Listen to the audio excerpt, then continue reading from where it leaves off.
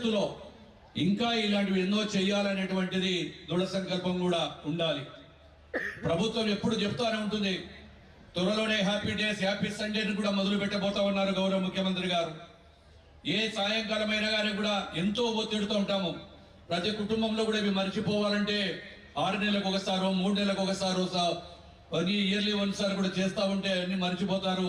పిల్లలు కూడా ఒకరికొకరి కలిసిపోయి ఇక్కడ జరుగుతున్నటువంటి సాంస్కృతిక కార్యక్రమాలు కావచ్చు, అదేవిధంగా హెలికాప్టర్ రైడ్ కావచ్చు, ఏది ఏమైనా ఇందాకే చూశాను మారుమూలలో ప్రాచీనంగా డప్పు కళాకారులు కూడా వచ్చారు.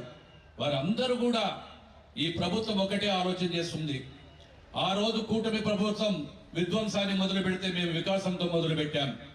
ఈ రోజు వికాసంతో పాటు అభివృద్ధిని చేస్తా ఉన్నాం, సమపాలనలో చేస్తా ఉన్నాం. ఏది ఏమైనా ప్రజలు సుఖ సంతోషాలు ఉండాలి, వారికి సేవ చేసే భాగ్యం అని చెప్పి ఈ రోజు ఇంత అత్యధిక కూటమి ప్రభుత్వానికి 164 సీట్లు ఇచ్చి మీరు ఇచ్చారంటే మేమందరం కూడా మీ సేవకులం అని చెప్పి తెలియజేస్తూ ఈ యొక్క కార్యక్రమాలు ఇంకా నిర్వహించాలని చెప్పి